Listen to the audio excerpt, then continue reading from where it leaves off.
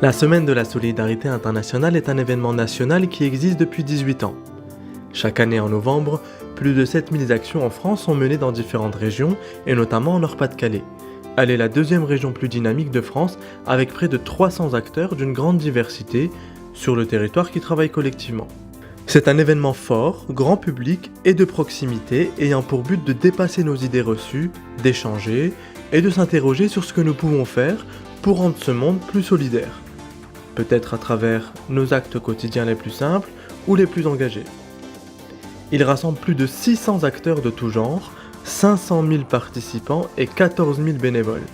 Le tissu associatif de la région est très dense et peut compter sur une forte implication des collectivités territoriales, tout particulièrement le Conseil régional Nord-Pas-de-Calais qui apporte un soutien logistique et financier important.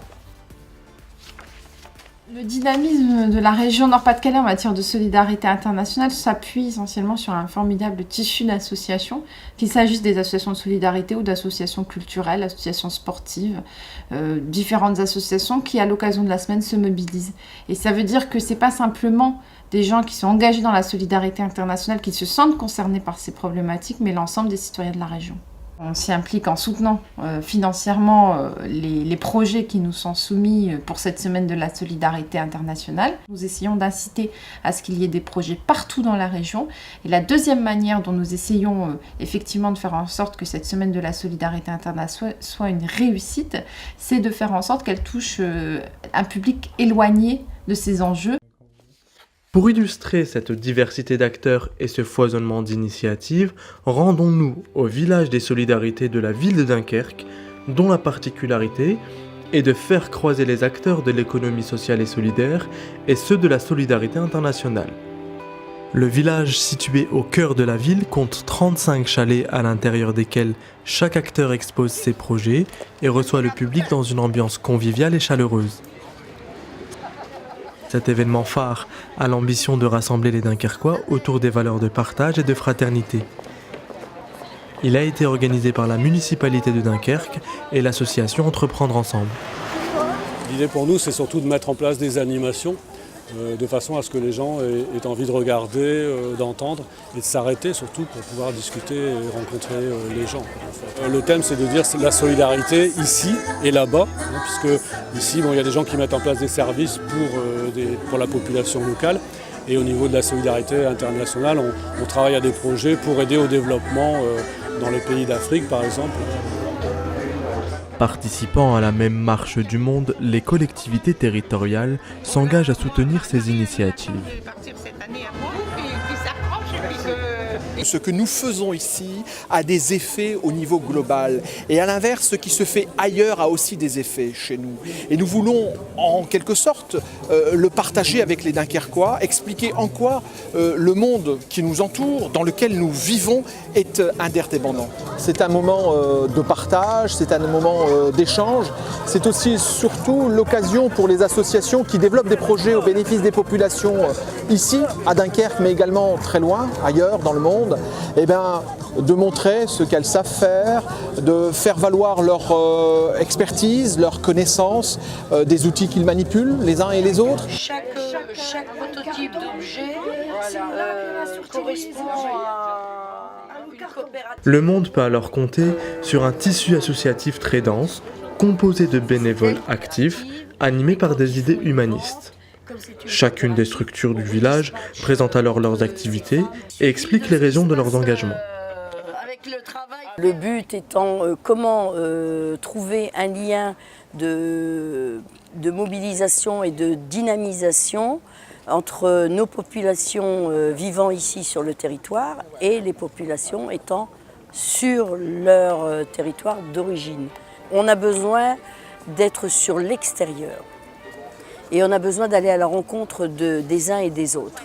Que la solidarité, effectivement, elle peut se situer sur notre territoire, mais il faut être le relais pour aider de l'autre côté. Leur permettre de se développer, de trouver aussi les moyens de survivre sur leur propre territoire. Et c'est un échange de bons procédés et c'est aussi un très bon vecteur pour nos populations ici, qui sont partie prenante des projets. Ici, le village anime le centre-ville qui draine près de 10 000 passants. Tout le monde ne s'arrête pas au stand, mais une bonne partie d'entre eux est interpellée par les associations, et c'est l'occasion de développer des échanges et de discuter. Tous ne sont pas sensibles aux questions qui sont évoquées ici, à savoir la solidarité internationale, le service citoyen, le partage, mais c'est un moment privilégié pour les évoquer. En deux demi-journées, est-ce que c'est trop Mais bon, je viens de mon initiative personnelle dans la mesure où je ne connaissais pas. Et là, je découvre un petit peu les stands, les activités que les gens font à travers les différentes associations, leurs activités. Je pense que la ville de Dunkerque a bien fait d'encourager ce genre d'initiative. Et j'ai hâte de voir ce que mademoiselle elle a pu faire avec les habitants. Parce que je vois que déjà c'est une initiative qui part des habitants et pas seulement fait des gens et des dirigeants d'associations. Moi je connaissais pas du tout et en fait je suis passée par là, j'ai vu ces chalets et j'ai trouvé ça intéressant d'aller voir ce qui se passait. Et je trouve ça vachement bien que toutes les associations sont mises à l'honneur et qu'on puisse vraiment voir ce qui se passe à l'intérieur de ces associations en fait. Puis on n'est pas trop au courant de des associations qu'il y a sur Dunkerque et ses alentours, donc c'est l'occasion de les connaître un peu plus. Tous les acteurs de la société civile travaillent de concert pour atteindre les objectifs fixés par l'éducation à la citoyenneté.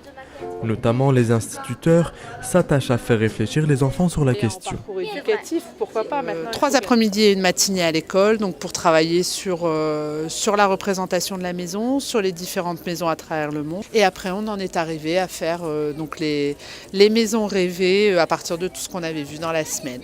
En fait, moi, j'ai voulu aussi leur montrer qu'à travers le monde, on avait différentes sortes d'habitations et que la nôtre, c'était pas forcément parce qu'on avait une très belle maison qu'on était heureux. Et on a vu aussi qu'à travers que des maisons peut-être un peu plus petites, avec qu'une seule pièce, ça rendait aussi heureux ceux qui vivaient à l'intérieur. Les enfants en deuxième étage. Ayant bien compris que sensibiliser se fait dès le plus jeune âge, les associations œuvrent dans ce sens pour faire des enfants des adultes responsables et solidaires.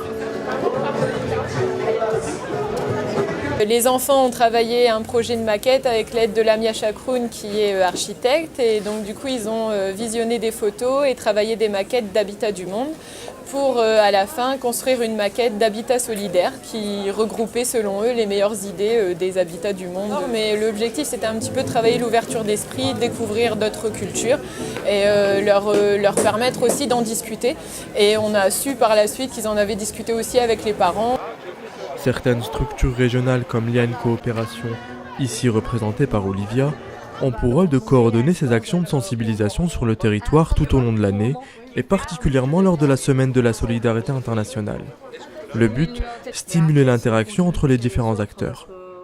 Je trouve que ce qui est fait avec ce village contribue justement à cette interconnaissance, d'autant plus que c'est sur un lieu public avec du passage, ça permet de toucher un public très varié et des gens qui ne sont pas encore sensibilisés, donc justement de pouvoir apporter cette petite touche d'information, de connaissances, etc. Le premier objectif c'est d'informer, mais le deuxième c'est aussi effectivement de pouvoir impliquer les gens et plus dans des actions bénévoles, dans des actions d'engagement, aussi dans leur quotidien, c'est-à-dire des changements de pratiques dans leur quotidien, que ce soit en termes de consommation, que ce soit en termes de relation à l'autre, d'ouverture, d'interculturalité, etc.